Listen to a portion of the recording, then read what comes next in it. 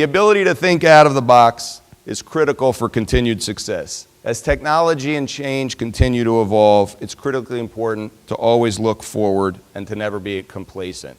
It's part of the CAREA experience and truly a CAREA mantra to check the ego at the door. And what that means for us is pretty simple. It means there's no I in team. Transactions are ours collectively, not attributable to any one individual, and we succeed or fail together. This means that in our work and our daily world, assumptions are meant to be challenged, differences of opinion are welcomed and almost required, and we know that what worked yesterday will not, or today, will not work at some point in the future. And you need look no further than the three sectors in which we're involved, senior housing, student housing, and medical office, to know that that is true. We have something special in each of the verticals in which we operate, and we're very proud and thankful to partner with each and every one of you. I think for us, this is about relationship, it's about family, and it's about the it factor. And I don't say this lightly. I think in each of the verticals in which we operate, you can only get it with us. Let's start with medical office. You probably think of medical office properties as just a collection of assets that house doctor groups or hospital systems. What really is driving our traction in this space, beyond demographics and a changing healthcare delivery model, is our strategic partnerships with MB Real Estate, with hospital systems, with doctor groups, and with many others, all of whom are focused on making a real difference. In student housing and elsewhere, has been built on a forward-looking, entrepreneurial, proactive approach. We built a very successful track record in student housing, leasing to Gen X and Gen Y students, with baby boomer parents footing the bill. We continue to be very active in this sector, as we're still one of the largest owners in the country with almost 19,000 beds. Kids today want to live in a great place that is cool, fun, and has the it factor. And one investor, I think aptly put it, he said, really, your properties are Four Seasons residences cleverly disguised as student housing properties. Do well and do good at the same time. That really is who we are. We combine entrepreneurial talent and zeal with capital to deliver a go-to platform that is family for everybody involved. To my far left is Max Newland, who is a partner of mine. He's head of our healthcare real estate group. Max came in early 2013. And one of my sayings as a manager is that I strive to make myself irrelevant, and Max has certainly helped that come. I don't know if it's come true yet, but we're a lot farther along than we were. I speak for the whole team. We are trying our best to make that happen. So maybe we're there, but I'm not going anywhere. Anyway, welcome, Max. John Bauder is to my immediate left. He's one of three principals of Capstone Collegiate Communities. Together, we've done 15 developments comprising more than $600 million of investment. At this point in time, we've sold 9 of those 15, generating more than $700 million in proceeds, and those sales have produced an average ROI of 2 times and an average IRR of 40%, which is why John's on this panel. You're welcome. Thank you. To his left is Peter Westmeyer, who's the CEO and managing principal of MB Real Estate's medical office group. MB is privately held, has been in business since 1982. MB has more than 300 employees and manages more than 23 million square feet nationally in approximately 25 states. Since May 2013, when we did our first transaction with Peter, we've closed, and I said it should be like that debt table in Times Square that keeps changing, because I was looking out front and it's, I think it had the square footage at 1.9 million and the number of properties at 24. But this week we've closed a couple, so we've closed more than 2 million square feet. That's comprised more than $500 million of total investment, 36 properties. And here's the exciting part for KREP 4. We have 10 additional transactions under agreement that comprise 70 properties and over 4 million square feet. and over $1 billion of investment. So it's been an incredible partnership to this point, and we expect that to continue. By the way, I think we're closing a deal in a few hours as well. We So are. just all your numbers are wrong. No. He's taking over. To my right is Richard Hutchinson. Richard is the president of Discovery Senior Living. For those of you who were here last year, you may remember that Richard was not, having blown out his knee playing basketball a few weeks before with his son. Yeah. So Richard, Al said I can't play basketball until this one's over. No, we're happy he's hung up his high tops, at least temporarily, in the spirit of attending the conference.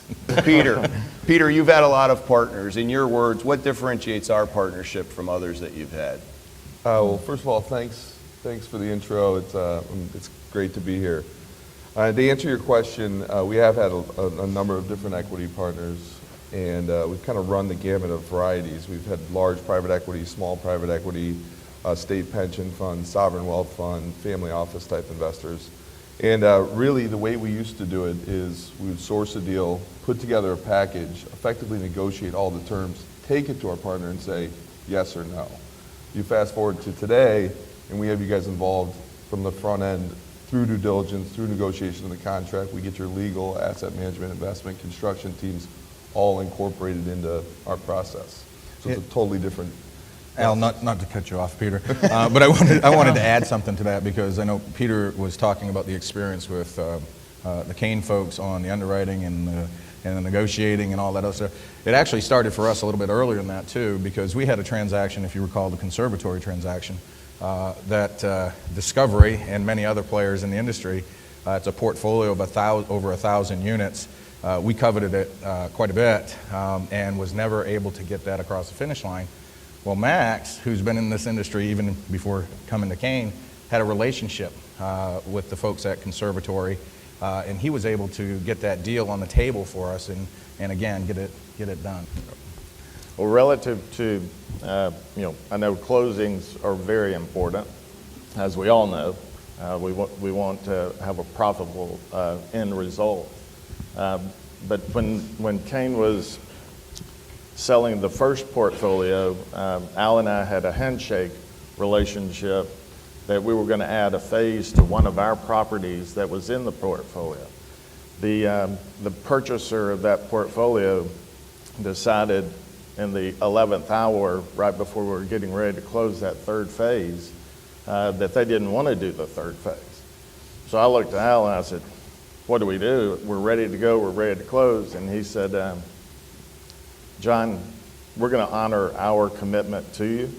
And they did honor that commitment. So the partnership is critical when it's a two-way street, when it's not everything you wanted or thought it was going to be. And Al and team did exactly what they said they were going to do. I would just say, following up on that, we had the only development that we've ever delivered late was a property in Boone, North Carolina that was being built last winter, and due to the horrific weather, we were not able to deliver it on time. And John and his team, Rob Hallen, his partner, came in and said, hey, we're not going to be able to deliver this on time, and there are significant overruns, but that's why we do what we do. And so they completely stepped up. There was never a discussion about, Let's us retrade the putting deal. in capital, No. let's retrade the deal, let's figure something else out. We didn't anticipate that. So it certainly works both ways. And to your point, we worked between the three of us the longest with Kane. And initially, my team was going, oh my God, these guys are all over everything.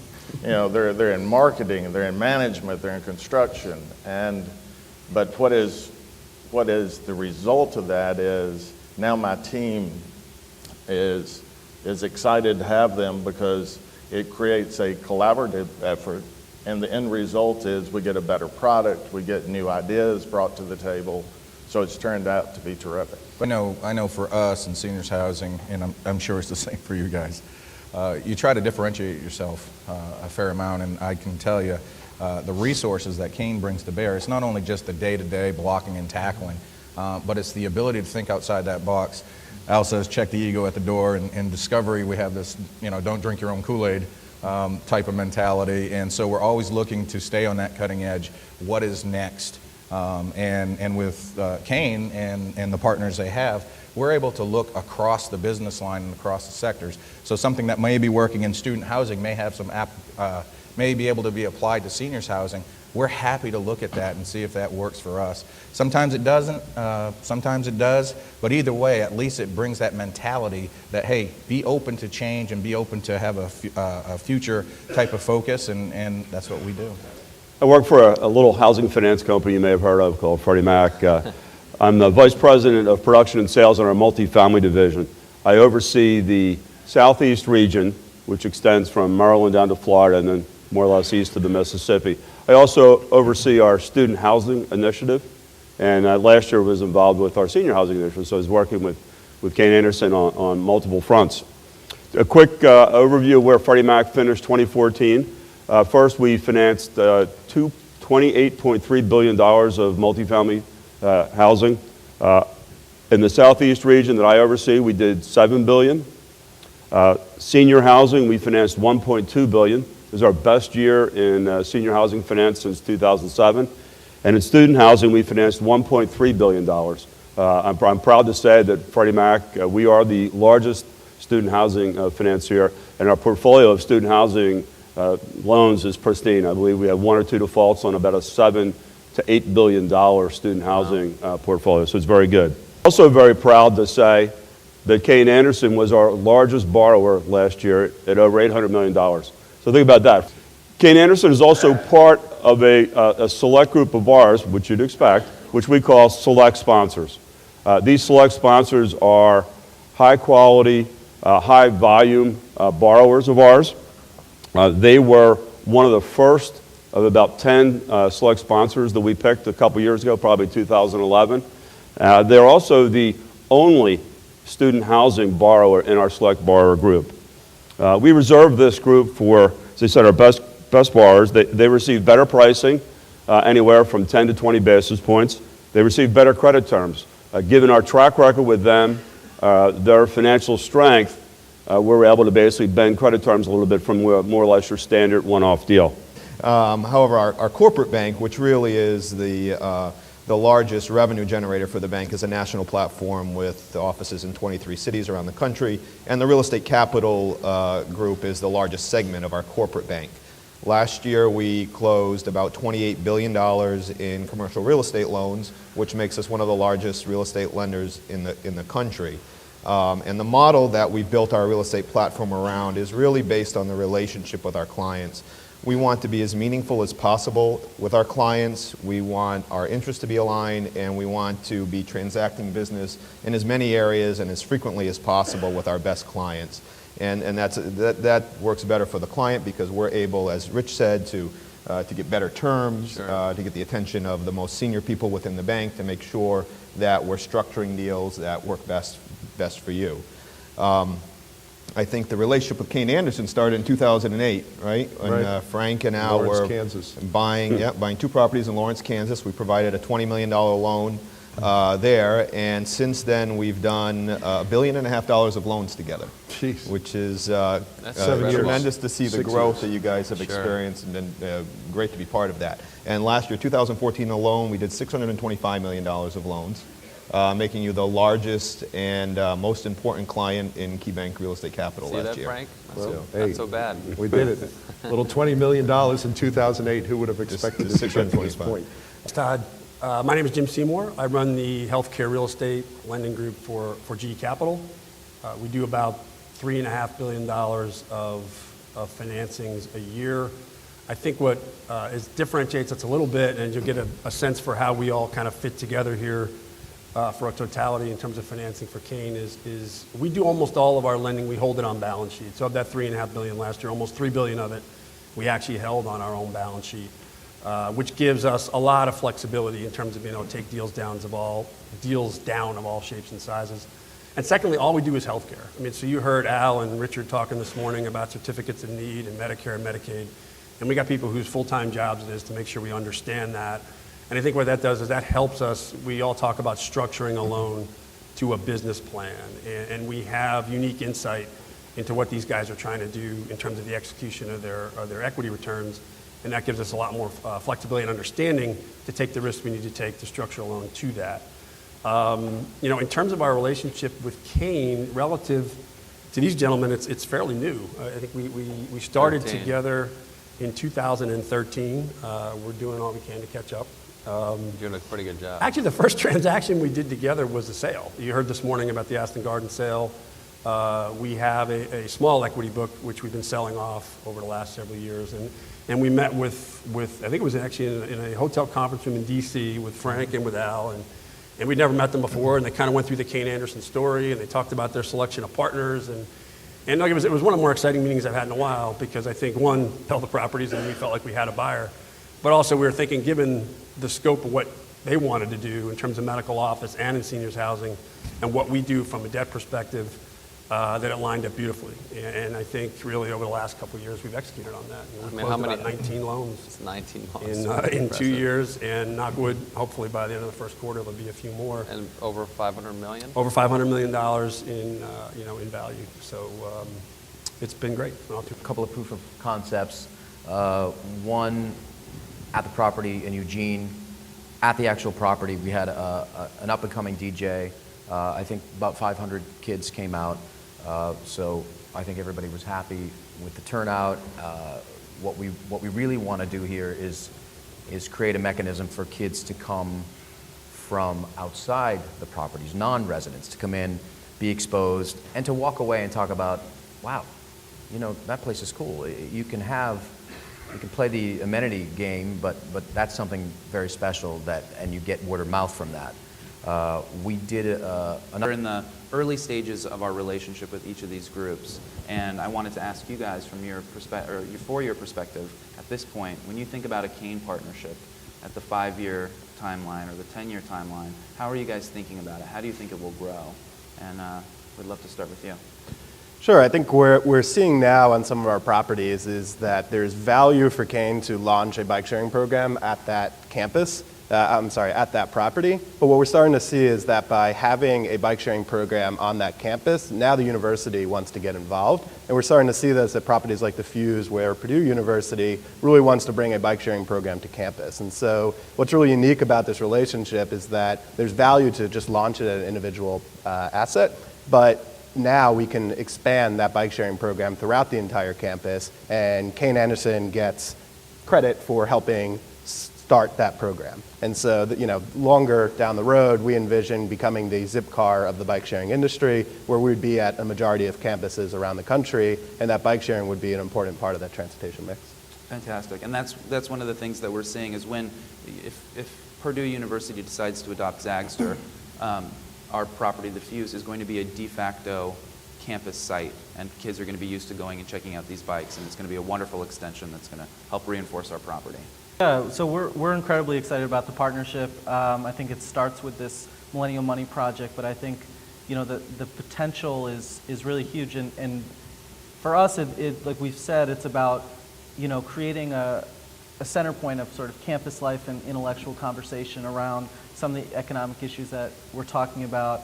I could imagine going beyond what we're doing now to having even financial planning services or financial education services, like one-on-one with students. I think that would provide huge value. And obviously, I think a lot of schools are actually not doing nearly enough to prepare students, for example, for how they're going to pay off their student loans when they get out.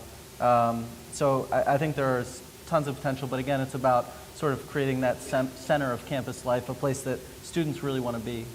Okay, great. It's also about, and we've had some separate discussions together about the synergies between our companies and the things that we could do together. We've always been, as an industry, part of the community. Community rallies around us, so we want to try and work with the other partners as well. And I've said to both of you candidly, I think that for Kane, separate from what you're doing with us, there's a business within a business here. There isn't a brand out there, and if you curate it properly and you're smart about it, that wouldn't want access in this way, in where they live, in the ways that they live. It's a no-brainer. Great. Well.